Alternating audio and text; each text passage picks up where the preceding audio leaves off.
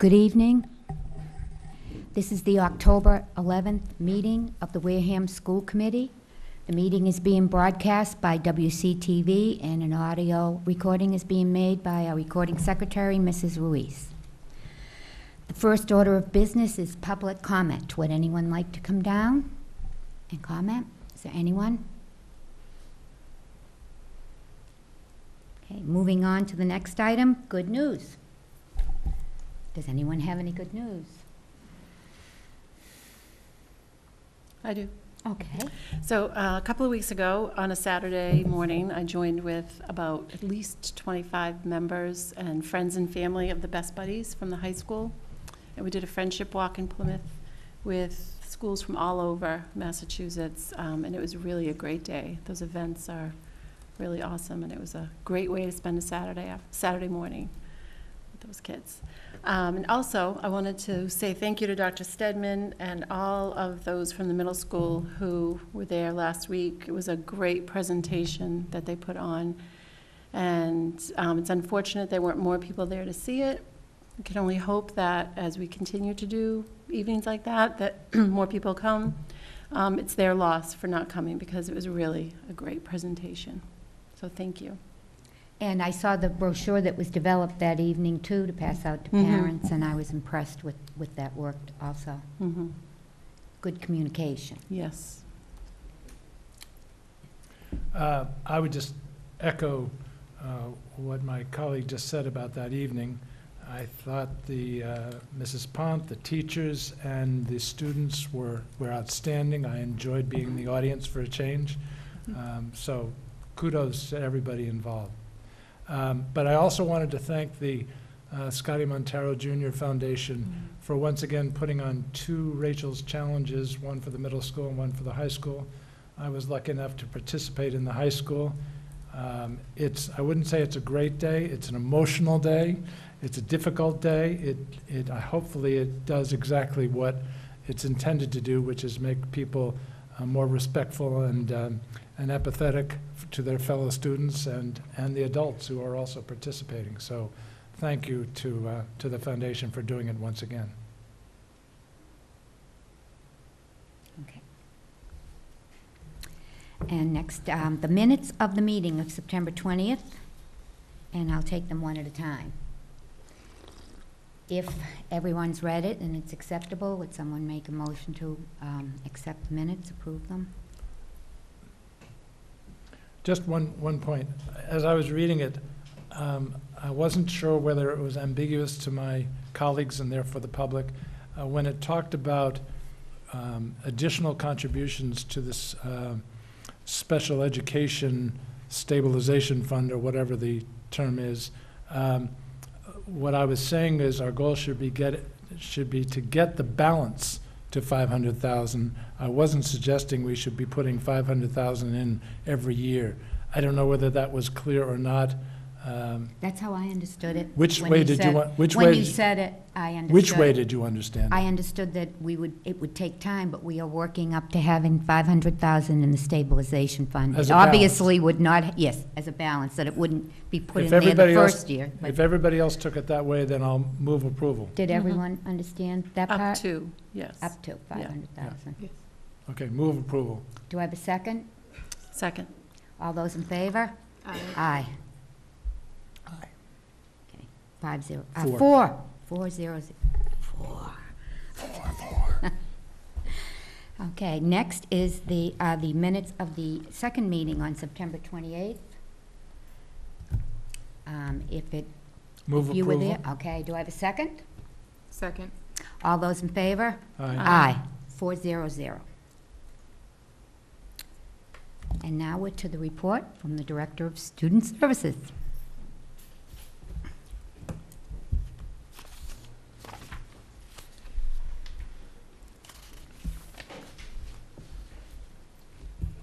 Let me see if I can get this thing on.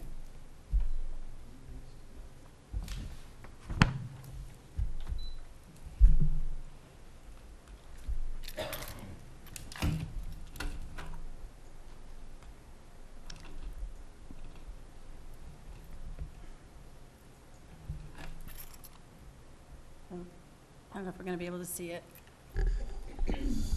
It's coming up now. Is it? It's coming up. Good evening, everybody. Good evening. So today, technology came and replaced my computer with a newer model, and my PowerPoint presentation was on my desktop. So I'm going off of the version that we have in your packet, which is a PDF. So I apologize that it is not a PowerPoint presentation as it was originally intended. Oh, we have a PowerPoint. You have a PowerPoint? Yeah. What I have electronically is a PDF, so I apologize. That's what okay. you're going to see.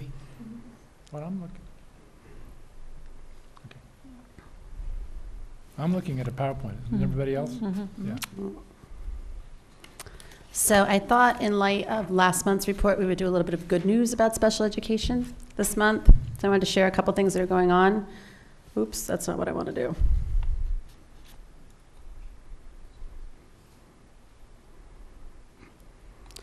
So some exciting news for us as a department. On Friday, this Friday, we're going to take 10 members of our faculty, mostly principals, assistant principals, and team chairs across the district from all 4 schools. And we're going to be attending the Special Education South Summit, which is put on by Kat Lyons and her law firm, Lyons and Rogers. And this is a really exciting event. This year, it focuses on principals and on discipline of students with special needs and disabilities.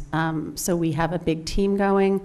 They're going to be talking about extracurricular non-academic activities, ADA requirements, 504. So that's something that we are really looking forward to. 5 of our school psychologists are going in December. We just signed them up for the Behavioral Health Symposium, and that's sponsored by Reed's Collaborative. They're going to be talking about helping students with social, emotional, and behavioral challenges, which is something that we're struggling with in our district. Also about reducing anxiety in the classroom and responding to emotional and behavioral challenges with trauma-informed learning. So we're very excited about the opportunity to participate in that as well. We've got some nice pictures for you this month. So this year, both mine at Forest and the middle school participated in the Special Olympics at Tabor Academy. So Tabor Academy puts on their own little version of Special Olympics. They have our students come to the school. Their students buddy up with our students and participate in many different games and activities. They are awarded, everybody gets a medal of participation.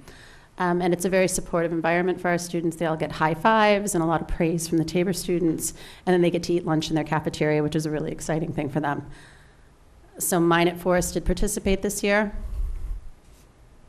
At Deaconess, we have some pictures of our students in our TLC program participating in our social emotional learning lessons. God bless you. Here's some more students from the middle school that participated in Tabor Academy.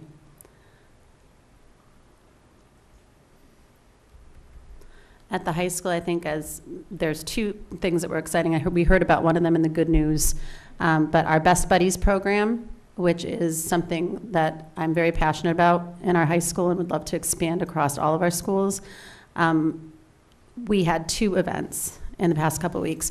The first one was what was already mentioned, which was the Best Buddies Walk in Plymouth, which a lot of school districts across the state participated in. We sent a team there, and they were also recognized, and it was on our Twitter account, which was very exciting. We also participated in planting 500 bulbs in the community.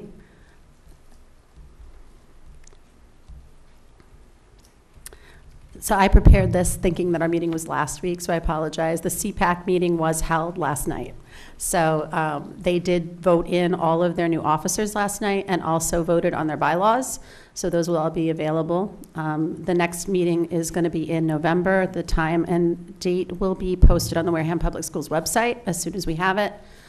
And this year, our first meeting that is in conjunction with Student Services and CPAC in November will be a workshop for parents that's offered up by one of our new wonderful occupational therapists, Carol Welburn, who just came to us this year. And she'll be presenting to parents on a variety of OT-related topics. And that's it. Anybody have any questions? The CPAC information about that meeting, is it on the school website? Or Yep. Okay. So it's on the Wareham Public Schools website. He puts it across the banner on the front, and then it's also in the calendar of events. So we post it in 2 different places. Mhm. We're going to try to be working very closely with CPAC now that they've elected their new officers to try to make sure that word is getting out. They had a very poorly attended event last night, which is unfortunate. And Dr. Stedman has been also trying to pilot some time prior to the CPAC meeting for special education parents to come. So we want to try to really partner with CPAC to make sure that we're getting more people participating. The other night we had three parents. So we'd like to do a little bit more, I guess, advertising to assist CPAC in growing a little bit. Yeah, it's a very important relationship to It have is. with the parents, Mm. yeah. Just a quick question. The DECUS TLC program, what is that? So we have different programs across the district. TLC is a therapeutic learning center. So it mostly is in place to support our students with social and emotional disabilities. And that's just, is it in other schools? Or It is in just- every one of our schools. Oh, great.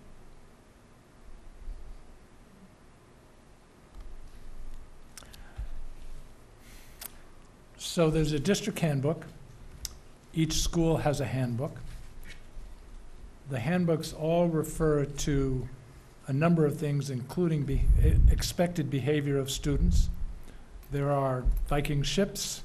I know Dr. Stedman has 3 terms. I know one of them is respect and responsibility, and I'm blanking on the third. Thoughtfulness. Thoughtful, the best one, yes.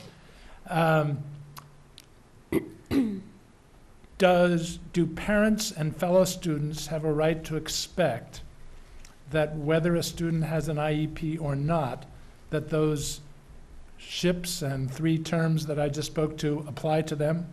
Absolutely. Okay, so when you talk about disciplining kids with who have IEPs, Mhm. what are you really saying? So any child who has a disability, who has an identified disability, has a different set of protections under IDEA. Okay, so while they may commit, I don't want to use the word commit, while they may have an infraction of the disciplinary code, we approach discipline in a more thoughtful way and also have to look at it legally from whether or not the actual disability was, I guess in a way, responsible, that it was a manifestation of their disability, the behavior. So you would look at, I'm trying to think of a good example. Yeah, I was going to say, give me an example of what a non-IEP student might do and the punishment for that student, Okay. and what an IEP student would do the same thing and what that punishment would be. So if you take somebody, let's say, for example, ADHD, okay, attention deficit hyperactivity disorder, and maybe they might speak out in class or get out of line or walk out of a room during a time when they're not supposed to. If their disability is that they have ADHD, we need to look at, is that behavior, was it a result of the fact that they have this impulsivity that's part of their disorder? And how do we approach that in a different way, that we would approach it with a student without a disability? So in that case, the handbook wouldn't apply to them. The handbook applies to everybody. We just apply, we have to remember that IDEA protects students with disabilities, and that is above and beyond what our handbooks say. So we have a responsibility to the federal government and to the state government to follow certain protocols when it comes to the discipline of students with disabilities. So it's a much broader.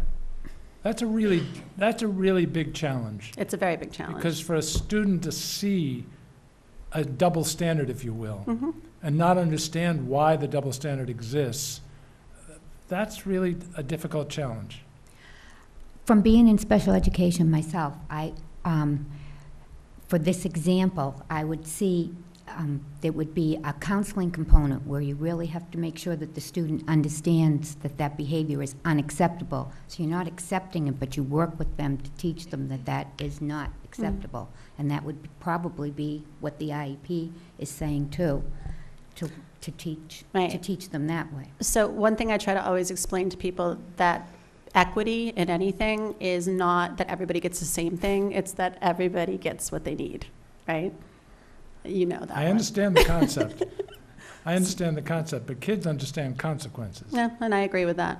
But, there are laws and regulations that we have to abide by in order to protect students with disabilities. So as a district, that's what we have to follow. I understand. Are there any other questions? Okay.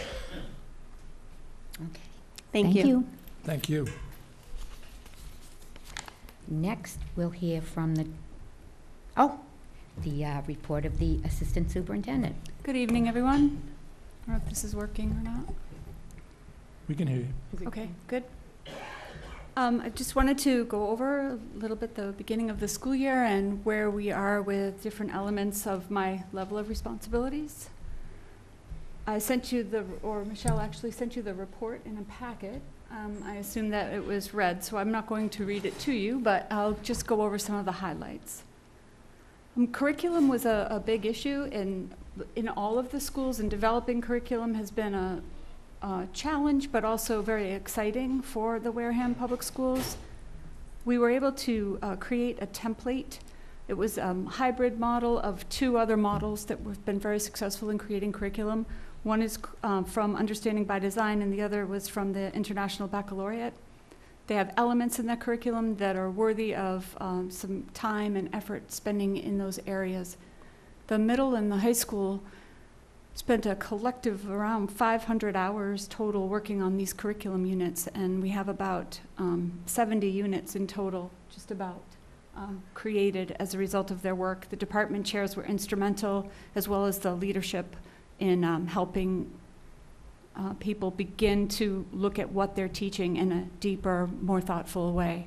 So we're very excited about this work, and we will continue to do this on the half-day in-service when they are school-based, which, if the contract allows, most of the half-days are in school, are for school-based professional development, which has been very successful last year, and I'm hoping to continue that. They have an opportunity to talk to each other, look at assessments, formative and summative, look at what they're doing across subject area, and then so it's vertical and horizontally aligned, and it takes time, but it's a worthy project that will make, my hope, learning more interactive, student-centered, and teachers give them permission to be very creative in what it is that they're doing. For community involvement, Carrie Thurston from CSS Consulting provided us with links that are phenomenal, and they're free, and the links actually address pre-K through grade 12, all different ways in which parents, guardians, caregivers, community members, Boys and Girls Club, anyone can actually go in and help our students become more literate across the board. So they're wonderful. They've been posted on the website, the school website, as well as on Facebook, the Wareham Curriculum Instruction Facebook page, and we're getting there. So just trying to get as much information out as possible so that everyone can participate. The first day of professional development was overall successful. We just finished October 6th, the second day of the 15 PDPs that we offer to teachers as requirement of their DESE licensure in special education and English language strategies. That's a new stipulation from the Department of Ed in order to relicensure. So rather than having teachers have to go find these courses, we offer them in-house on the 2 full days. And they've been fairly successful. I'm waiting for the results of the final survey on those. Evaluation, everyone's been trained, everyone's been given the timelines. But when I looked, I think we had already done 255 walkthroughs between the time we began until I looked up on October 1st. So evaluators are getting into classrooms, and they're giving feedback continuously, and it's certainly a priority in this district. And they're working very hard. For the assessments, we have a formative assessment system, as you've heard about before, called FAST. It's completed by all students, grades K through 8, and I delineated which subtests each group does because they're different depending upon their age. We are just about finished. Kindergarten takes a little bit of time. I believe we have 225 students in kindergarten, and they have to be assessed one-on-one. So it just takes us a little bit of time to get all that information. And that information has been crucial in the decisions that we've made in all of the literacy practices that we are completing now. Data walls with all of the FAST data as well as DRA data have been given to the teachers. It's very transparent and open. They know exactly where their students are, and strategies are being taught to know exactly what to do so that we can help our students become successful. Anecdotally, I've heard over the last couple of days that some first grade teachers have indicated that they've never had such high students enter their first grade classroom. Things were stated like the DRA level, what used to be their high is now their low. And so that, to me, says that we're doing the right work. We just need to continue with this work, and it's very exciting.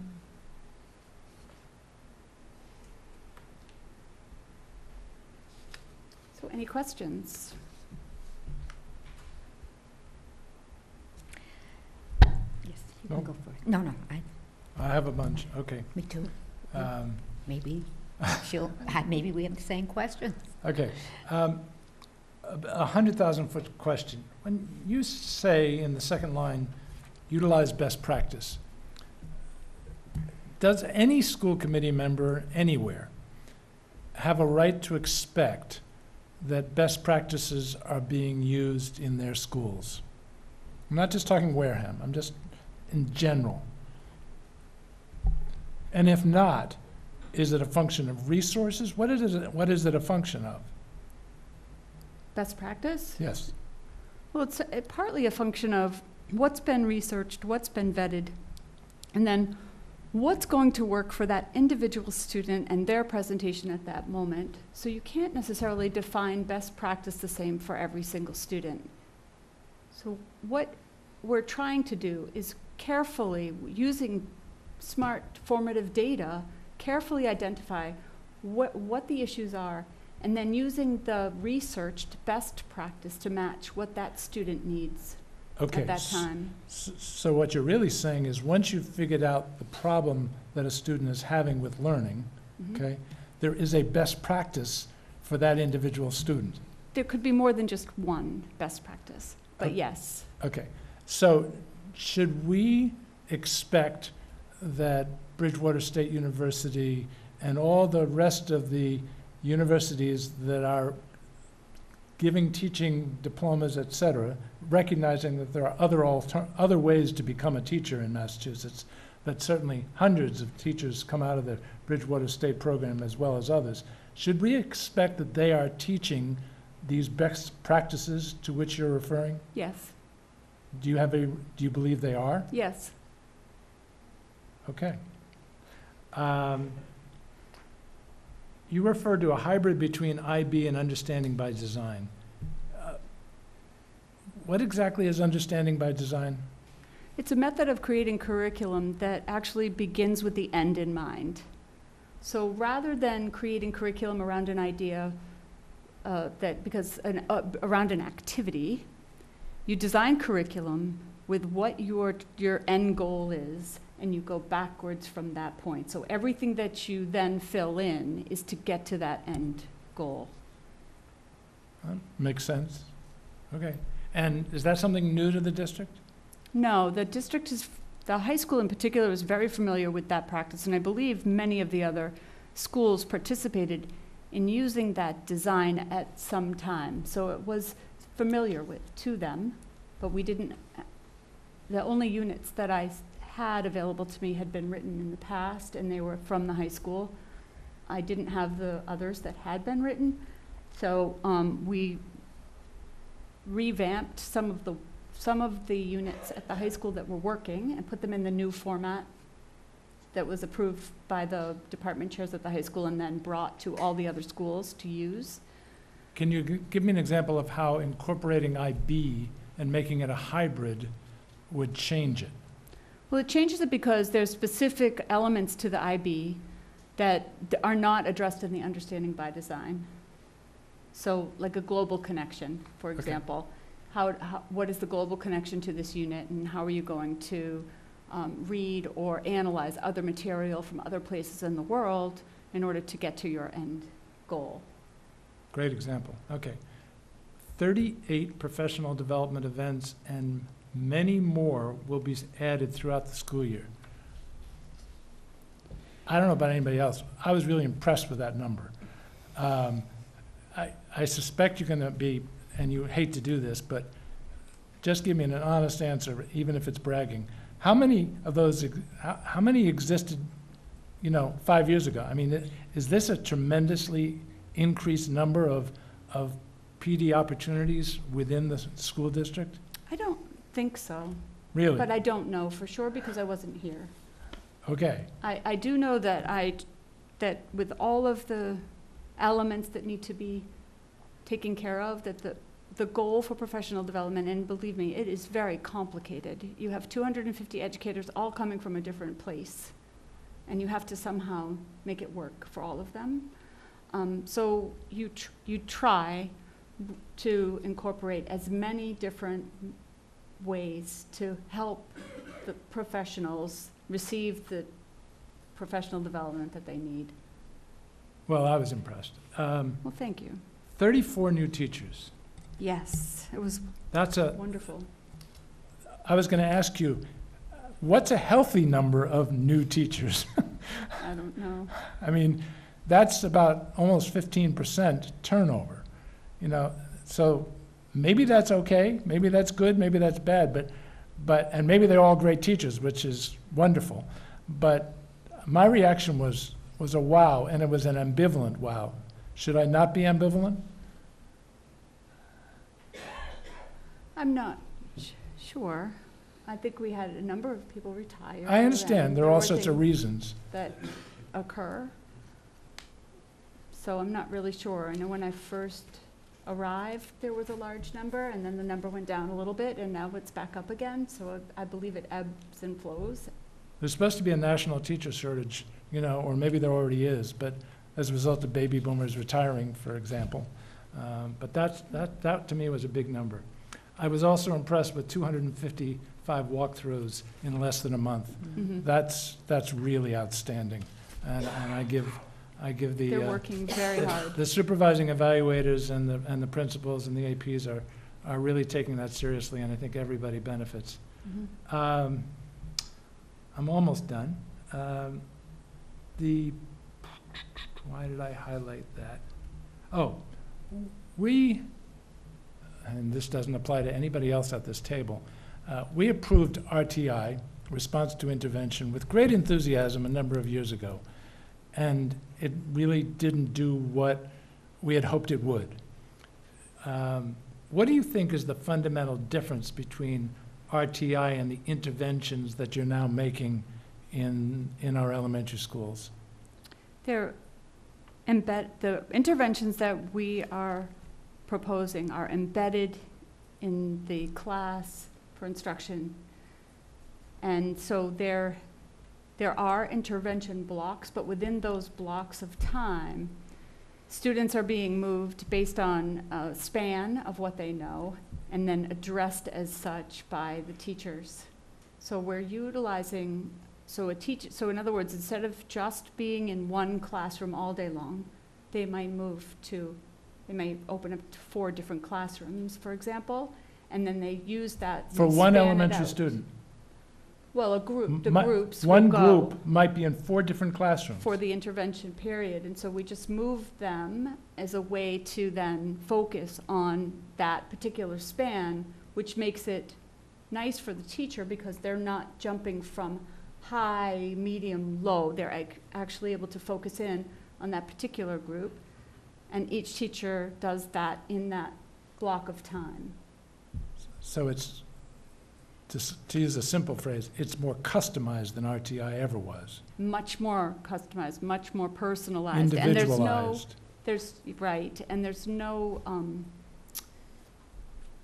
they're all our students. So it isn't those are your students and these are my students. They are all our students and we are all responsible for them. So I think it helps the way that distributes to make it happen in the best way. the last line of your report in some ways is the most important. The goal for K to 4 is that 90% of our students will reach grade level.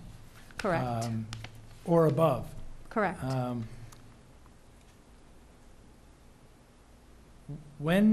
By when? June. No, but all grades, all students? Correct. By June. You're not talking just elementary, you're saying every Pre- student. K to 4. Oh, this is K to 4, Mhm. or pre-K to 4? Mm-hmm. Pre-K Well, to pre-K is involved Okay. too, yes. So, and is that a goal that you think, with all the hard work that is already being done, that's achievable? I wish it said 100%. I know. So, I do. If you said 100%, I wouldn't believe you. That's like, race to the top, Right, but which 10% would you choose not to be in the 90? And that's my issue. So I believe it should be 100, but I'll settle with 90 for now. But yes, I believe, and I may be saying, well, I didn't quite make it, and I'm happy to do so, but the goal is 90%. So in June, when I report out, you will know whether we made that goal or not. I'm rooting for you to get to 95. And I'm rooting for 100. And it's the real world. Thank you I very know. much. Thank you. Is there anyone else? Okay. About that last sentence too, I just thought that was a very ambitious goal. And when you're talking about to be determined by the above noted assessments that you've been talking about for the national norms, you'll be looking at the same assessments? Correct. Okay. And the example of those assessments and what we do Yes. is the last page. Yep, so I you saw can that one. Yep. see where we go with those. I Mhm. thought it was interesting. It is very see that. interesting. And this information that you have here, how is it passed on from grade to grade to grade? They're all How in you data compile? walls. Mhm. And I'm able to take the results and put them on a CSV file. And then that CSV file is transferred by student ID over to the new class. Mhm. So it's So delineated. it's cumulative and delineated to that student, and the teacher, the Mhm. receiving teacher has all the, Correct. and the other teachers who would work with that student can Correct. get all that information also. Yep. Okay, Quick follow-up. sure. When you say you're doing formative assessments on K to 8 students, correct? Do they know they're being assessed? I believe so. Is it, is it? Yes. Yeah, so the difference is they don't see a grade, correct? Because it's formative for the teacher to use in their instruction. Is that it? Or do they actually see the results? I think it depends on the teacher and where they want to go with the student. So if they say, we need to work on, we need you to know your letters and this is why you are here, we need you to be here. I think it depends on the student and the teacher and that relationship with them. So do you think if they're getting a result, do you think they know the difference between a formative and an MCAS? Oh, I would think so. I would think so, just in the nature of how the assessment is done. They're very quick. They're very quick. Mm-hmm. Yep. Okay. Thank you. Sure. But we still have standards-based report cards too, yes? Yes, with the little ones we do, K to Mhm. 4. Right. Mm-hmm. For that. And I had a question about when you're talking about professional development, that is they are also earning PDPs They at the are. professional development. So they have enough hours built into them, and that's what you meant by the principal signing off and things like that for Correct. teachers to develop. Because that's very valuable, not to have to go outside and look for the courses. think so. I hope so. Oh, teachers really appreciate I that. hope That's like so. so important to be able to give that in-house. And it's all connected to TeachPoint now. So we used to have a separate database Mhm. for professional development that was on Smart EDU. Mm-hmm. And because we use TeachPoint as an evaluation tool, teachers actually access all of their professional development. We were able to transfer all of the information that we gathered from Smart EDU over to TeachPoint. And the teacher just goes in and hits all years and a graduation cap, and they can see exactly where they are, the amount of points that they have, the courses that they've been enrolled in. And can they send that right into DESE for recertification through TeachPoint? They can, I don't know if they can send it Just directly, wondering. but they can download it as an Excel Mhm. or a PDF, and it gives all of that information, and then they can scan it and send it. Yeah. So much better. Yes, it's very nice. I think we've just started to use it, and it gives the building some autonomy as well, particularly for their school-based professional development. You know, they're running it from central office seems a little bit ridiculous, and so now everyone. They own it, right?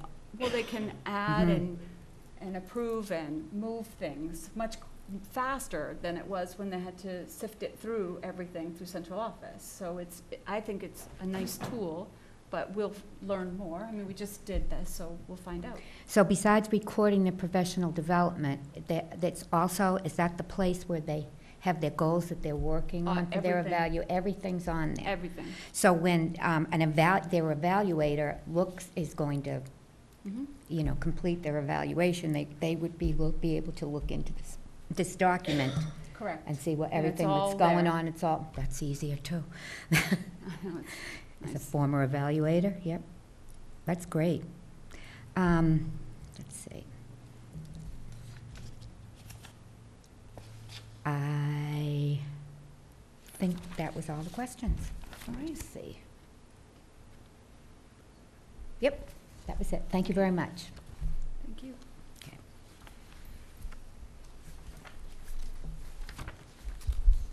Okay, next, Dr. Sedman, it's your turn.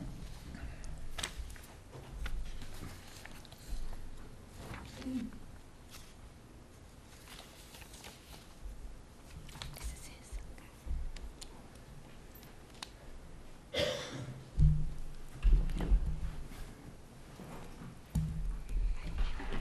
Good evening. Good evening. Good Thank evening. For having us here today, I am joined by my assistant principal, Sandy Pont, and my assistant principal, Tracy Cote, for academics. And Ms. Pont is here to set up a little PowerPoint for us. We didn't get this correct. No, I can't find it, so, I didn't.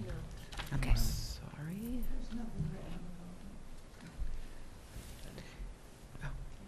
Okay. You can start. I can start. Okay. All right. This evening we are here to talk about something called the Viking block. And Viking block is a time of day that is set aside, and we've already been talking about some interventions today, so we're going to talk a little bit more about that. But Viking block is designed to accomplish three primary tasks. One is academic intervention for all students. The other one is enrichment. And finally, a Viking time lesson. As you might recall, Viking time is our advisory program. So we are aiming to accomplish all three of these during one time of the day. But of course, you can't do them all at the same time, so we space them out throughout the week. The schedule is set up so in grades 7 and 8 meet for a 57-minute block during third period, and the grades 5 and 6 meet for a 57-minute block during sixth period. Based on teacher surveys from last year, we knew that our faculty were looking for greater autonomy so they could adjust, be flexible, and allow that flexibility to meet the individual needs of their students. So as Dr. Schwam was talking about in the elementary schools, where rather than have a situation where you have one teacher with a group of 20+ students for the entirety of that session, in the middle school what we're doing with Viking block is we are allowing greater flexibility of the teachers to break students up within a cohort of teachers so they can respond, be flexible, adapt, and meet the individual needs of those students. Our teachers have been empowered to provide students with what they need, and they've been also given that autonomy on how they wish to run that individual intervention. During that time, different groups of students may be meeting with a different teacher in that cohort based on that specific area of struggle, in need of attention. But we're really focusing on relationship building. By allowing for this flexible grouping within a grade level, a specific teacher can take ownership of a group. We really wanted to emphasize this idea that these are our kids, and with the teacher owning those kids, hopefully we will see grades improve, and more importantly, stronger relationships developing.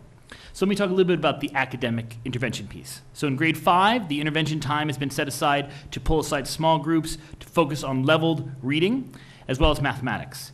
MobiMax, Digital ReadWorks, and Lexia are computer-based educational supports that are also used which are connected to the Common Core. These are on their Chromebooks, so the students can be working on an individualized program on their Chromebooks while the teacher is working in small groups, and then that teacher, when they're finished, can bring that student in. As I said, it's very flexible. What's been a great opportunity for our kids this year is this connection with Wareham High School. And you'll hear this theme throughout my small presentation tonight, is we've connected, thanks to Bonnie LaSorsa and others, with Wareham High School to bring in students from Wareham High School into grade 5 and grade 8. Alexandra Hatch from the high school in the School to Career program is interested in being a teacher, and we want to help her in that endeavor. So she is working with math teachers such as Karen Landry in grade 5 and science teachers like Kim Scott in grade 8. Haley Bissonette, a student in the high school, is also involved in this program. She's helping Beth Giafrida in science. In grade 6, we also have groups broken up into math and ELA for a specific writing intervention. And these groups are going to be fluid because based on data and assessments throughout the year, including FAST, grades, MCAS data, those groups might change. These interventions will also allow us for a little boost before MCAS. We've also learned that with the academic demands increasing slightly from grade 5 to grade 6, we've also added a piece where students are able to complete some assignments where they maybe struggled a little bit. The teachers are allowed to do that. In grade 7, the Humanities Academy also has broken it up in terms of math and ELA, and STEAM is also using FAST and MCAS data to create smaller groups. In grade 8, they're also breaking up students on math and ELA, but also science as well, because they're preparing for the MCAS science exam. It's important to note that Viking Block is also a time that special education teachers can provide their students with added interventions and support. And the support is individualized to the needs of the students that they have. So that's intervention. Now we also are focusing on enrichment, which is a key component of that Viking Block. In grade 5, we offer enrichments like songwriting, yoga, even historical readers theater. Later on this year, the Carol de Montezuma and a Lewis and Clark play, as well as a play on Boston Tea Party, will be performed by our grade 5 students. In grade 6, Val Johnson is offering drama. Eileen Haggerty, our music teacher, working music, and Miss Stommers offering a wellness enrichment piece. In grade 7, with STEAM, there is a program called Try Engineering, which is a project-based program on the computer which allows students to explore a specific scientific question. For example, how does a hurricane develop, and what can we do to prevent the impact of hurricanes in the future? Try Engineering also allows students to explore STEAM-related fields. The enrichment for STEAM is also a perfect opportunity for students to connect with the BOG, the engineering design process, and Miss Stewart also has engineering associated with, has enrichment associated with chess as her enrichment. In the Humanities Academy, we have an enrichment surrounding the arts, but also we learned something with the data that we received from grade 5 and grade 8 in terms of the vocabulary students were learning, or actually did not learn, associated with science. So there's an enrichment piece with that. The science teachers are running in humanities, Miss Wagner, in which students are being instructed on vocabulary that would help them with the science MCAS. For example, students would learn specifically how to use the word infer, differentiate, diagram, compare, contrast, argue, model, in a way with some really cool simulations. So this is the added enrichment. What's also really exciting, grade 8 for our enrichment, we have offered this year for the first time a junior ROTC program. So Mr. Stanton comes over to our school during this enrichment, during this Viking Block to offer junior ROTC. There's also a wellness and components associated with grade 8 enrichment, helping our students understand the needs to overcome adversity. For example, this week they learned about the life of Travis Roy, the BU hockey player, as well as Eric Thomas, the hip-hop preacher. And finally, the last component is Viking Time. And this is a Viking Time advisory program that we created last year. So one time during that week-long block, you have a Viking Time lesson. The lesson is provided to the teachers weekly, and it is an opportunity to reinforce social skills, behavioral expectations, but also team building. And this year in Viking Time, we really focused on establishing our behavioral expectations called Viking Strong, and specific lessons were created focusing on how we expect students to conduct themselves in the hallway, the lunchroom, and the bathroom, really focusing on our 3 key words: responsible, respect and being thoughtful. It also allows us to have a common conversation throughout the entire school on the same day. For example, we had students reflect on Rachel's challenge this week. And so the idea that we designed that lesson on how would you reflect on Rachel's challenge and what can you do as a Viking Time group to promote the idea of caring, kindness, and compassion in our community. Another added component with Viking Time is they have an opportunity to work on a community project. And last year, we hope to do this again, they created turkey baskets for students and families in need in our community who did not have a Thanksgiving dinner. So that was created by each of those different Viking Time groups. So in conclusion, I want to say this is an exciting time for the Wareham Middle School. This Viking block is really allowing us to address many needs of our students, whether it's intervention, enrichment, or a Viking Time lesson. Ms. Pont or Ms. Cote, did I leave anything out? Do you have anything you wish to add? Good job. Okay. Does anyone have any questions about Viking block? Anyone down this end? During the enrichment, you said like junior ROTC and yoga and all the different, do the teachers assign that to the students? The students get to pick? How is that done? So I mean, this opportunity to talk about how you did junior ROTC. It's a good idea. Oh, we try to give the students as much choice as possible. For example, the 7th grade STEAM Academy, we choose from the 4 offerings that their teachers had. In 8th grade, we were able to offer the JROTC. We just kind of put it out there, like, oh, is anyone interested?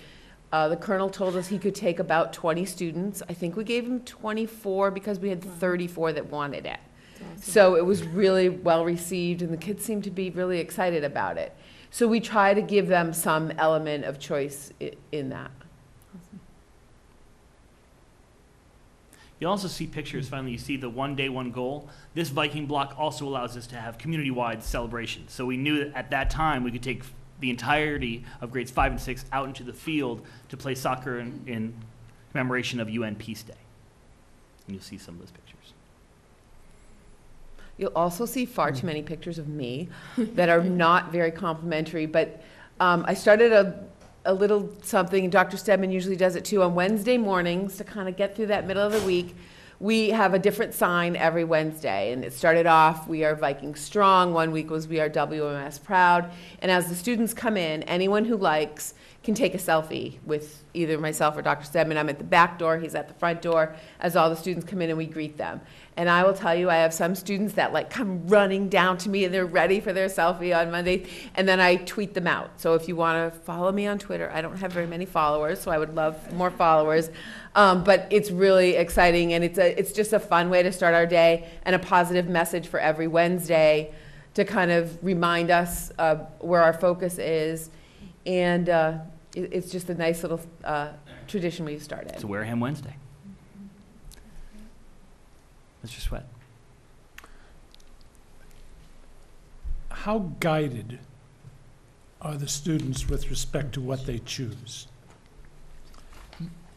Meaning, it sounds like no matter where the student is with respect to skill level, there's something that they should enjoy doing, whether it's an activity, an enrichment program, et cetera. But in some cases, someone might choose an activity which would be a wonderful activity, but in fact, they need an intervention because of where they are with respect to their skill level, whether it's literacy or whatever. So how guided is the student with respect to how Viking Time is used? Sure. So in those days, depending on where that cohort sees it, they'll usually have 2 days of intervention, 2 days of enrichment, and then 1 day of Viking Time. Ah. So we're really trying to break it up to so a student wouldn't have just enrichment or just a Viking Time lesson. We really are trying to create this balance that we know the student needs some intervention based on the wide range of skills that we have.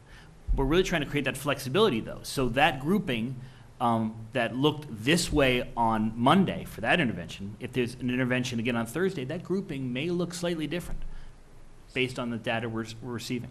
So no matter how accomplished a student might be, you think every student will benefit from some kind of intervention? Absolutely.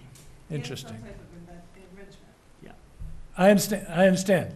I have no question about the enrichment part. I was wondering, but you answered my question. That's interesting. Thank you. You're welcome. Also, by empowering the teachers this year to give students what they need and to have that time, we're hoping it will ease the transition without the late buses, because some students and some parents are, I'm sure you've heard, concerned that we do not have late buses this year. Because we have that, if a group of students is really struggling with an assignment, say, and would ordinarily be staying after school, the teacher might say to that cohort of teachers, listen, I really need to pull, you know, these 12, 15 students because they're not getting this lesson that I taught, and they need to get this homework done, or I need to help them with the classwork that we didn't finish because they might not have an opportunity to stay after school. So it also gives teachers that flexibility as well to mitigate the loss of late buses. Thank you. I have a question. I'm just wondering, it might be too early to tell, but have these positive changes had a positive effect on behavior also? In my opinion, they have certainly made a positive impact on behavior. I welcome anyone from the committee to come to school. I'd happy to guide you around. I'm seeing hallways that are orderly and students that are focused at lunch and with those clear expectations. You mentioned Rachel's challenge. Right? This auditorium was filled with 2 grades worth, and you could hear a pin drop. And of course that speaks to the message of Rachel's challenge, but it also speaks volumes about the teachers, because the teachers prepped those students, said, you're gonna have visitors here today. This is how we're gonna expect. We're gonna be thoughtful, we're gonna be respectful, we're gonna be responsible. And that came right from the teachers. We had some teachers who actually brought their students down to the auditorium and practiced. This is what it looks like to be an audience member. And I think those differences have really made an impact on our school. Good. It's great. There's always room to improve. You know us. We're always working forward. It's early, so that's It's great. early, yeah. When you are working on behaviors or core values, that type of work in a block of time, is that embedded throughout the day too, that you know that you're trying to have them learn? So would every class be making note of that so the Sure. student hears it throughout the day? Sure. Yeah, that's a great question. So it was our expectation that this would be reinforced during Viking Block, but I can speak with certainty that our teachers are talking about what it means to be thoughtful when writing their essays. What does it mean to be respectful when their fellow peers are talking in English class? What does it mean to be responsible walking in the hallway when other classes are going on? So it's not just at this time. It sort of permeates our entire building. And thanks to the PTA, we have wonderful new posters to remind us of these values. We know it's a work in progress, but Right. the hope is this is the language we're speaking this year. And it's great if the parents, newsletters, this is what we're working on, you reinforce it at home kind of thing. Absolutely. We're all in this together. Yeah, so we are in this together, and so the part of our initiative we have a new Facebook page, Wareham Middle, and so after every post, we really promote the hashtag Positively Wareham and hashtag Viking Strong to say that we are in this together as a community. That's great. Anyone else? Thank you very much. Thank you very much. Appreciate your time. Thank you. Next, Mr. McMillan. Let's get the approval of the obsolete equipment. At least there are no people listed. That's This great. is really good. I'm heading there. Good evening, school committee. So we have a policy for disposal of obsolete equipment, and that it requires your approval before we get rid of anything. So the thinking behind that is to ensure that we are making the best use of our resources, and so it is only when really things are really at the end of their life that we come to you to ask if it's okay we get rid of them, make some space. And so if you approve this list, then I will also go to the selectmen and get their approval, and then we will be able to dispose of these items. So we've listed the items here. I mean, most of them are for trash. They're just in such bad condition that there's no resale value or any use we can put to them anywhere in the district. There are a few items where we will try and sell them. So my plan is just to put them on our website, see if anybody would like to bid for them. In the past, we have, you know, we've had stuff outside and people can come and look at them, but to do that, we have to pay for a custodian to be there the entire time, which cost more than we ever raised. So I'd like to avoid that this time. So my plan would be to put them on the website and just advertise them, and we can possibly put an advert in the paper, see if anybody wants them. But with your approval, we'll move forward. Okay, any questions? Do I have a motion? No? Oh, okay. So my wife would describe our refrigerator as average, Yep. and I refuse to replace it because it still works. And I get a vote, which is surprising, but I do. And since the categories listed say unusable, poor to good, Yeah. why does an average refrigerator get trashed? So this is an old refrigerator which has been in use in the high school and is no longer of use to them. You can't use it. It's very old. It's not. I'm very old, and I mean, we have no use for a perfectly average, Well- working refrigerator. I mean, All right, I've said enough it's about not. an I mean, we average don't. refrigerator. Yeah, I mean, I sort of Okay. defer slightly to the school's view on this, and if they don't need it and it's of no value and nobody else in the district, so we've already checked with other people in the school in the buildings. Okay, I actually, you'll be happy to know, have no emotional attachment to refrigerators. Yeah. However, I do have an emotional attachment to Baldwin pianos because No. Yeah. They Like won't 200 take them. I bucks. had no one. because I had a Baldwin piano when I was growing up. Yeah. They happen to be really good pianos. Yeah. And I yeah. find it impossible to believe that we've neglected them so much that they're now considered poor. Well, this came from the middle school. So my understanding is that we've had somebody out to look at them, and the cost of repair outweighs any value they present to us. That's very sad. Yeah. All right. I have an emotional attachment, but Yeah, I I know, recognize I know. that, so I I was- will stop talking. Yeah.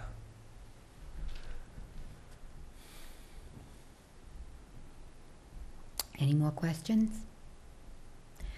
Do I have a motion to accept these items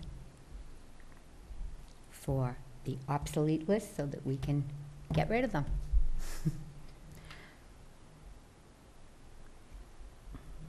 So moved. Do I have a second? Okay. He's the second.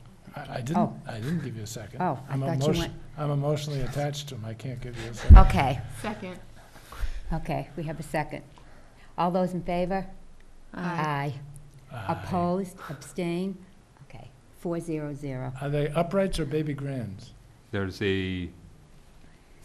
one. I believe they're both uprights. Okay.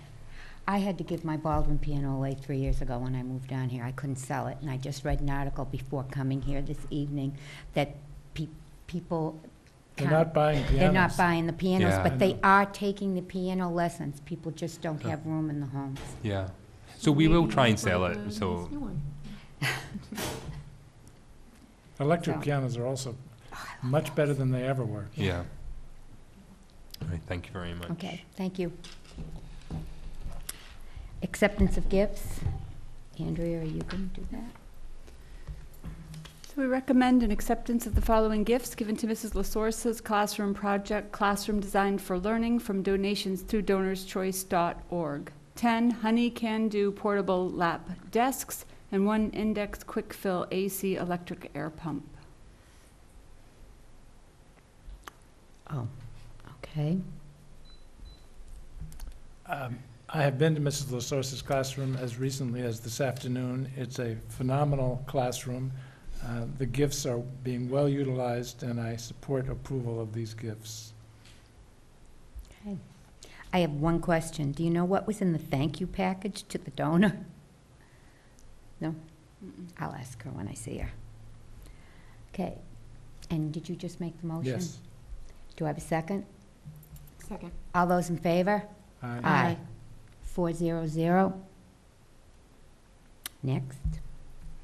Approval of bills and payment warrants under MGL Chapter 41, Section 56. Committees must approve bills or payment warrants by majority vote at a meeting subject to the open meeting law.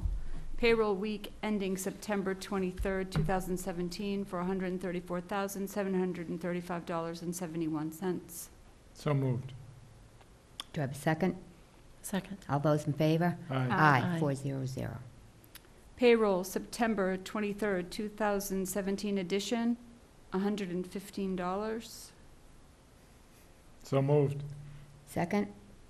Second. All those in favor? Aye. Aye. 400.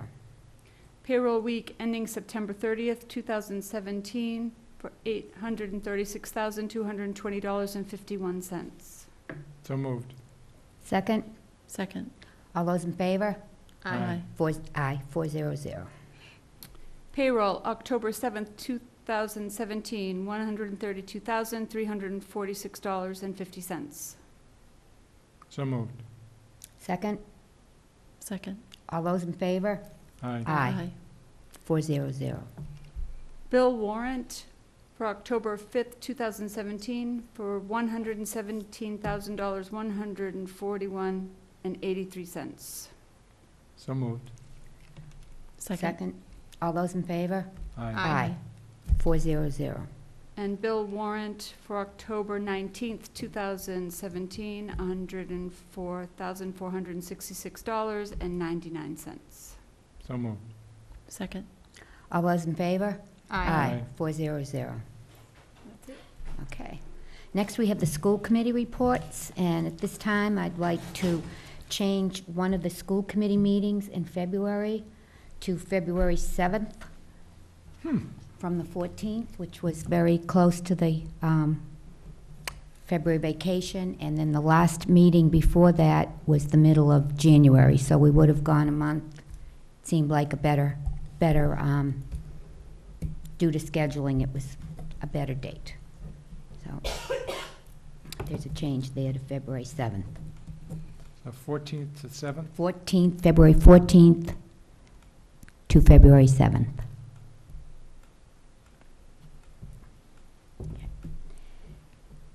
And school committee reports. We need to approve that, don't we? You do? Yeah, we do. Oh, okay. So moved. Second. All those in favor? Aye. Aye. 400. And next, we have the mask resolutions. I guess it's you. Yes. So, just a little background. The Massachusetts Association of School Committees, they really perform 2 or 3 functions. One is legislative advocacy. And to determine what they advocate for, they have a resolutions committee. Anybody can provide a resolution to this committee. It is then voted on by the resolutions committee and ultimately approved by the board of directors. I shouldn't say ultimately. Once it is approved by the board of directors, it then goes to the General Assembly, which is a once-a-year event in Hyannis in November lately. And if it's approved by the General Assembly, it will then become the work of MASC for the following year. So these are the resolutions that came out of the resolution committee that were approved by the board of directors. And as the delegate for the General Assembly for Wareham, I like to get feedback from my colleagues as to how I should vote on these things, recognizing that there theoretically could be new information provided at the General Assembly, which might cause me to change my vote, but that's between me and my conscience as to whether I get any new information, but I will always try to honor the spirit of this committee and not vote as an individual. The first resolution basically comes down to the fact that there is a bill, House Bill 2846, which after looking it up, I wouldn't get your hopes up about its value to school districts. First of all, it doesn't require any appropriation, so the amount of money that actually goes into what they're calling the unfunded student reserve fund could, in theory, be zero, even though the legislation says there should be a minimum of $2 million in the fund at all times and a maximum of 30. But having said that, if no one gives it any money, I'm not sure where even the 2 million is going to come from, and even the 2 million is not a lot to spread across 350 or so school districts. The real essence of this would be that instead of using October 1st as the foundation budget number for calculation of how much money to send to a school district, they are recommending March 15th.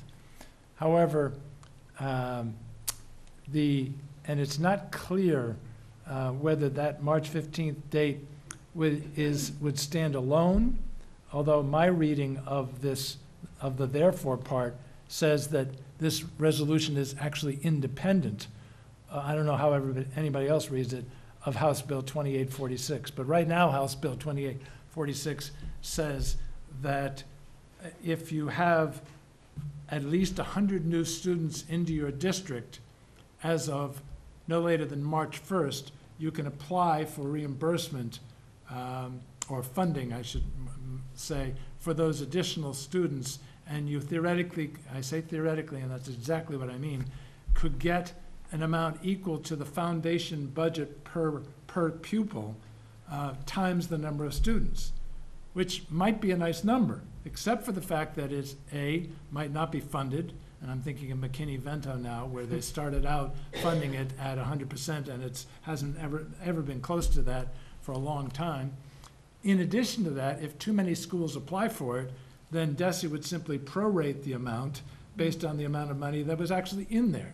So, and furthermore, it only has 3 co-sponsors, and usually if a bill is going to get anywhere, it needs a lot more than 3 to make it through the House and then to be approved by the Senate. So I would ignore House Bill 2846 in terms of its impact on the district. And when I said to Michael that today, what do you think the impact will be on Wareham? He and I agreed that given the fact that we're highly unlikely to have more than 100 net new students, the impact of this is likely to be 0. Having said all that, we could be unselfish and say you might be a district that would benefit from this, and should you benefit if you have substantially more students? And the answer is, it seems to me, you've educated them since October 2nd. They weren't there theoretically as of October 1st. And to educate more than 100 students than you plan to educate, you probably ought to get something for it. So I guess my recommendation would be to approve it, but I don't think it'll have any impact on Wareham. Well, I think we should get paid for all the students that we have. Doesn't have to reach 100. Well, keep in mind, that's the House bill. Right. This is actually just saying that we're trying to change the Chapter 70 funding enrollment date to March 15th instead of October 1st. So the House bill is, in some ways, just a distraction from the main purpose of this resolution. Does that make sense? Yes, so you get a more accurate number if you use the March 15th. Yes. For everyone, you don't have to use the 100 students. Yep. And that would just give us, it's just more accurate. It reflects the real Correct. enrollment. Correct. And that's a good thing. Right. If it ever happens. But you're saying if they move it to March 15th, they might not have enough money to fund anyone. No, I suspect I confused. Okay. I confused. If this resolution actually comes to pass, then if we have even 5 more students and they use March 15th, we could theoretically benefit, but it's not a lot of money. If the House bill passes, then that's a different story. This is not actually asking to support the House bill. This is only asking to support the change in the date. Change in the date. Which could have an impact because then it's based on a more accurate number. Now, unfortunately, the more accurate number might be lower. So you really don't know for certain the likely impact. Michael doesn't really think Michael has a. It will not be lower. Everybody heard Michael. It will not be lower, right? I don't think we lose anything by voting in favor of this. Right, because given the history, that's usually a higher month. Is that something you could say, given the history? You never know what the trend's going to be, but, okay. I think I understand it. Okay? Okay. So unless I hear otherwise, I'm going to vote in favor of this. Mhm. Yes, this doesn't really require a vote, I'm just looking for a consensus, Right, and then you might have more information and vote differently. in theory. Because, In yes, theory, okay. which makes sense. The resolution number 2, I will try not to spend as much time on every resolution as I just did. This basically has to do with getting the circuit breaker in line with the Foundation Budget Review Commission recommendations, which is clearly that we need more money for circuit breakers so it doesn't detract from regular education as much as it does from a resource perspective. So this is what I would call a no-brainer. That's correct. Litigation for fair schools, this is a big deal, but it comes down to when I think it was called the McDuffie case. When the McDuffie case was put before the state Supreme Court, it actually was never voted on by the Supreme Court. It was left as an open case. And that means that at any time, you could ask the Supreme Court to look at it again. And they did that intentionally. There are some people who believe, and I'm one of them, that if the Foundation Budget Review Commission recommendations are not acted upon by the legislature, then the only way to get the legislature to act on it is to open up the McDuffie case. To do that is an expensive proposition. There have been a number of school districts who have tried to, not ours yet, who have tried to make that happen. What this is basically saying is Mass should use its own financial resources to help get this litigation going if Mass and others decide that it should be done. Now, the first question you might ask is, does Mass have any money? And the short answer is, it actually does. And it's all taxpayer money, because virtually all of Mass money comes from the fact that districts pay dues. And of course, you pay to go to the Hyannis Conference, et cetera. So since I'm on the board, I know intimately how much money it has. It could afford to substantially support this litigation. My recommendation is, yes, sometimes it takes a court to recognize that the formulas that were promulgated, 2 decades ago, don't necessarily work. And the truth is that even the Foundation Budget Review recommendations make it clear that what everybody's known a long time, which is healthcare costs and special education are taking away from regular education, and that's because the formula doesn't recognize those costs. So my recommendation is that we support this. I agree. Okay. Privatization, this is probably the most political of all the resolutions. And it basically is trying to make sure that we don't use state funds to subsidize the tuition or costs of private schools.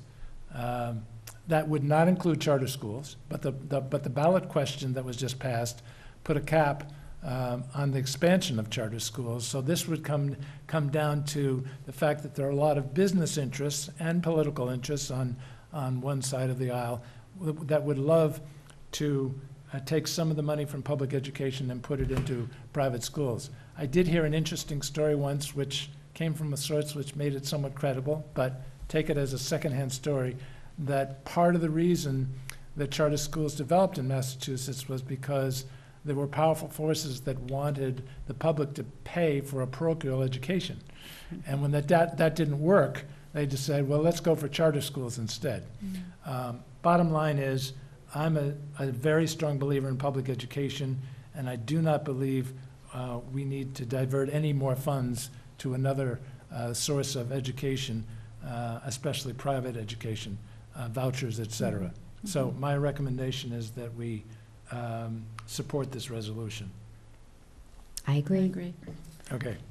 The next one has to do with another thing that really irritates me. When we got Race to the Top funds, and I'm blanking on how many years ago that was. 2010. Thank you, 2010. I believe the state got something like 500 million, or that was the right order of magnitude. It was a big number, very big number. maybe it was 400 million, but that's the right order of magnitude.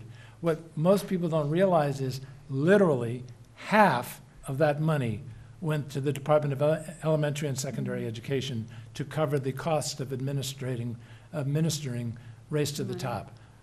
I was just dumbfounded and appalled that that was the case. This is trying to prevent those kinds of overhead calculations being done when it comes to money that comes into there to the state from a variety of sources. I strongly support that we send a message that this should not happen. Absolutely. Yeah. I don't think DESE actually educates a single student.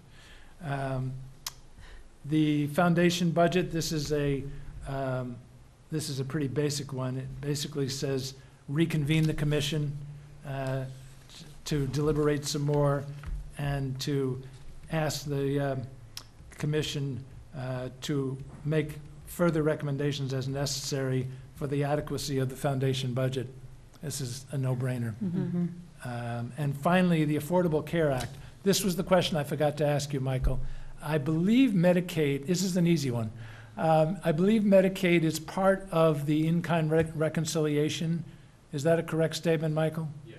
Okay, so right now, the town of, the microphone is, just while Michael's coming up, we provide services to people who are eligible for Medicaid, students who are eligible for Medicaid. So we provide the services, so it's only logical that when reimbursement comes in for the services that are provided, they should come to the district because we're providing the services. So, but this says is that it requires them to do this. Now, in all candor, it requires cities and towns to do this. In all candor, my favorite word, sort of, money's fungible. So even if we got the money, they could get the money in some other way. So I'm not sure although the logic is there, I'm not sure it frankly makes really any difference whether this happens or not. But it is part of the in-kind reconciliation? No, it's not part of the in-kind. It used to be. It used to be.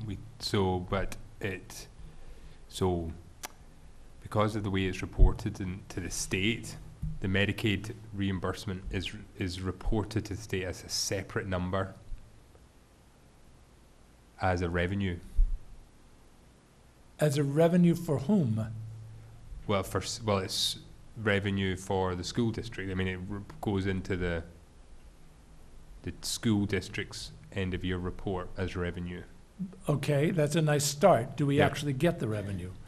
Well, only in the sense that it goes into the town's coffers, it goes into the town budget, and then we get a portion of that. Right, but we don't. So unlike school choice, which flows directly to a specific account or a specific fund, Medicaid does not flow like that. Yeah, it's not clear looking at this resolution whether this resolution would actually ask the state to treat it like school choice, for example. So this one almost begs for an amendment on the floor to clarify exactly what they mean when it says that the full amount should go to the public schools. Nevertheless, on principle, it makes sense that those who provide the service should get the reimbursement. So my recommendation is we support it, although I wouldn't count the dollars too fast. Yeah. I read it as it should come to the schools too. But what percent comes back to the schools now? I mean, do you have any idea? No, it's more well, from my understanding, it's more complicated than with special education. Circuit breaker, there's a percentage, there's a formula. With Medicaid, it depends a lot on the services provided and the students' needs and a whole bunch of other the things. IEP and the amount of minutes. But it's not $100. It's, I think in some years it's been 100,000, 200,000. Yeah, 300,000. Yeah. Yeah, so it's not a small amount of money. Yeah. So it counts as a source of revenue for us, the schools, you mean? Yes. But yet it goes to the town first, Yeah. and then we get And we get some a portion portion. of it. Yeah. Why do we only So get a we're- portion of it? Because unlike with school choice says it has to be spent on school funds. So that's why it comes directly to a school expenditure. So that's why it comes directly to us. Medicaid doesn't have that same. So any money that comes into the town that is not specifically designated goes into the town general fund. and that's the same as Medicaid funds. Mhm. So the state doesn't say this has to go a certain place. Whether But the it's- bill that comes out of this, if a bill even does come out of this, would be that clear remains to be seen. Yeah. But that may result in some discussion on the floor of the General Assembly. And so, I mean, I'm sympathetic with what you said earlier, Mr. Swebb, which is that, so if we take that money out of so say that they passed this bill and then as a result the town had to carve that much out. Well, it's not like, I mean, it just means that the town now has a smaller pie Exactly. to cut from when they're developing the budget. Yep. The only thing, however, is that how Medicaid is based on the reporting that we do, and you know, the more we can tie, you know, so the more we can tie, we can be involved in the reimbursement. The more money we can spend on. Are you suggesting we need Yeah, incentives to No, but- capture every dollar? But it does help, you know, for example, circuit breaker, we spend money ensuring the report for the circuit breaker is correct. And it'd be good to work with the town on that. Anyway, my recommendation is that we support it. Mhm. Yes? Yes. Okay, so I don't think there were any You don't have to no's. vote on that. No, we don't have to vote, but Everyone said yes. I don't Yeah. remember any no's on any resolution, is that? Does everyone remember it the same way? Yes. Okay, thank you very much. Who is my alternate again? Joyce. About that. Okay. And next is the Adult Education Survey update. I am just going to talk about the results. Interesting results. Yes. We developed 2 surveys to see if members of the town and surrounding towns, if they chose to take the survey, would be interested in taking college-level courses and we're in the Wareham Public Schools. And the second survey wanted to know if the community, anyone in the community would be interested in taking adult education courses in Wareham, and we gave some examples. So the results for the college-level courses, there were respondents were 106. There were less people filling this out. It only went on for 1 month because we were trying to really get a flavor for what was going, you know, what the interest was, to figure out how we would proceed. And it seemed like that there were, you know, there was a large interest for these courses, and the highest being business. No surprise. Yeah, right. So English was, let me see, 32%, math, almost 30%, finance, 38%, business, 47%, social sciences, 30%, history, 30%, economics, 31%, science, 34%, foreign language, 39%. So there Judy, seem, when you put English down there, did you mean for people wanting to learn English, or did you mean like an ELA type course? ELA type course. Okay. So the next thing that we asked, part of the survey, was what time of day or night would you want? And the most popular was weeknights, 6 to 9 p.m. We offered Saturday 8 to 11, or 9 to noon.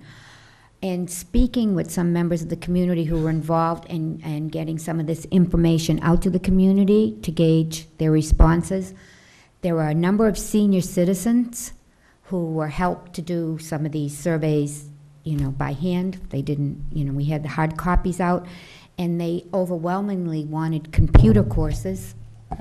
And I think that would be a great service to these people, to have a continuum of computer courses. And it was also brought to my attention that the Saturday morning would be a better time if they're senior citizens, to not have to go out in the evening and drive in the dark. And then we also asked if people would be interested in offering some courses. And they, this is just for the adult education. Some of the sample offerings that people offered to teach were dance, ballet, Zumba, core conditioning, decorative painting, first-time home buyers, mahjong, living below your means. So that was very interesting that people have already come forth and say they would teach courses like that. And for these adult education courses, this is where the computer technology came in, health and wellness, foreign language, boating safety, arts and crafts, business, finance, estate planning, fitness, yoga, reflexology, culinary arts, gardening, horticulture. Boating safety was the lowest, because people might not even have boats, came in 20%. The arts and crafts was the highest, coming in at, let's see, 63%. Wanted arts and crafts, and the second highest was culinary arts. But there was a pretty high interest. At least 50% of the respondents chose almost all of those areas. And then we had a question: if you're not ready for college courses, would you be interested in taking these courses if you're not quite ready for college yet? And that would be the basic math, the pre-algebra, basic writing skills, and SAT prep. And the basic writing skills was the one most people were interested in taking. That was 61% wanted to take those courses. So the next step is to look at this and look at other sources, look at sources of funding, and talk to a college. We already were working with Selectman Slavin, who's been talking with Bridgewater State, because he already has interns coming in for that. We've been looking to have satellite schools in Wareham. We might not be ready for another site for it, but maybe we could have one in our Wareham schools right now.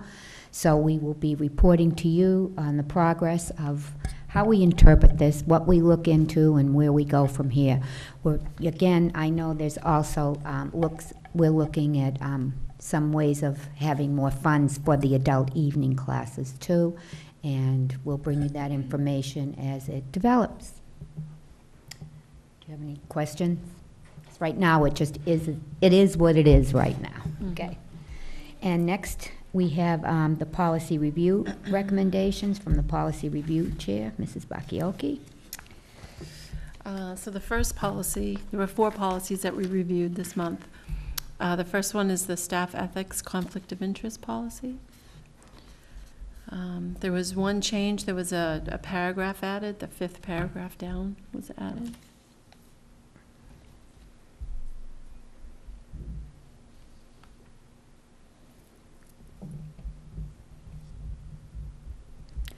What was it before? Was it less than 2 years? I believe that there was no.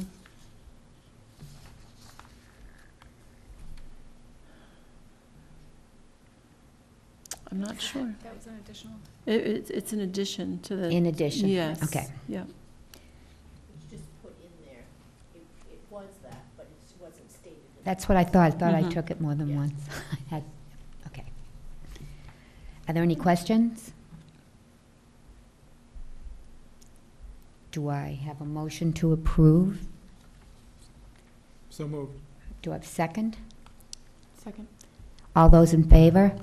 Aye. 400. The next one is the network acceptable use policy, and the only change to this was providing a link at the bottom, a new link at the bottom of the policy. Move approval. Do I have a second? Second. All those in favor? Aye. 400. Next is domestic violence leave, and this policy was changed to reflect changes that were made by MASC, so this policy came from them. I suspected as much. Yes. So, this is the law. Yes, yes. And we want to be legal, so, Mhm. okay. Do I have a motion to approve? So moved. Second? Second. All those in favor? Aye. Aye. 400. Then the last one is the internship site policy. And the only change to this is that we added the words therapists and counselors on the third line.